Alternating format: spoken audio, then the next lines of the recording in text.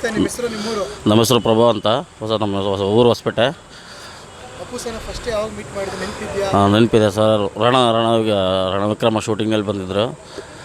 ನಮಗೆ ಭಾಳ ಒಳನಾಟ ಮೂವಿ ಅಂದರೆ ಅದೇ ಫುಲ್ಲು ಒಳನಾಟ ಮೂವಿ ಅಂದರೆ ಅಪ್ಪು ಸರ್ ನಮಗೆ ಭಾಳ ಹತ್ತಿರ ಆಗಿದ್ದಂದ್ರೆ ಅಲ್ಲಿಂದನೇ. ಅಲ್ಲಿಂದ ಮೀಟ್ ಆಗ್ತಾ ಹೋಗ್ತಾಯಿದ್ರಿ. ಸಿಗ್ತಾಯಿದ್ರು, ಮೀಟ್ ಆಗ್ತಾಯಿದ್ರು. ಅವರು ಕೇಳಿದ್ದು ಅವರು ಭಾಳ ರುಚಿ ಊಟ ಕೇಳ್ತಿದ್ರು. ಮಂಡಕ್ಕಿ, ಆಮೇಲೆ ಸ್ವೀಟ್ ಪಾನ್ಸ್ ಅವ್ರು ಕೇಳ್ತಾಯಿದ್ರು. ಒಳ್ಳೊಳ್ಳೆ ಒಟ್ಟು ಹೊಸಪೇಟೆಯಲ್ಲಿ ಏನೇನು ಚೆನ್ನಾಗಿರೋದು ಎಲ್ಲ ಕೇಳ್ತಾಯಿದ್ರು.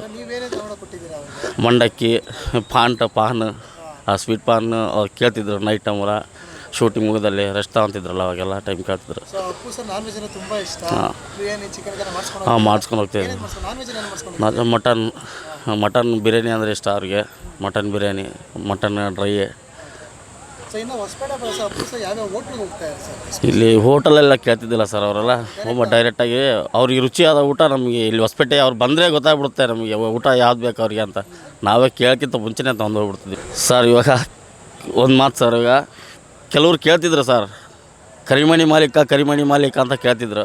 ಈಗ ಕರಿಮಣಿ ಮಾಲೀಕ ಬಂದಿದ್ದಾನೆ, ಹಾಕ್ಸ್ಕೊಳ್ಳೋರಿಗೆ ಗೊತ್ತೈತಿ, ಹಾಕ್ಸ್ಕೊಂತಾರೆ. ಇದು ಮಾತ್ರ ಪಕ್ಕಾ ಕರಿಮಣಿ ಮಾಲೀಕ ಅವರೇ, ಹಾಕೋರು ಮಾತ್ರ ಅವರೇ ಸರ್. ಈಗ ಟ್ರೋಲರ್ಸ್ 100 ಮಾಡ್ತಾರೆ ಸರ್. ದೊಡ್ಡ ಮನೆ ಲೆವೆಲ್, ದೊಡ್ಡ ಮನೆಯೇ. ಅವ್ರ ಮುಂದೆ ಯಾರು ಮಾತಾಡಿದ್ರು ಕೂಡ ಏನು ನಡೆಯೋದಿಲ್ಲ.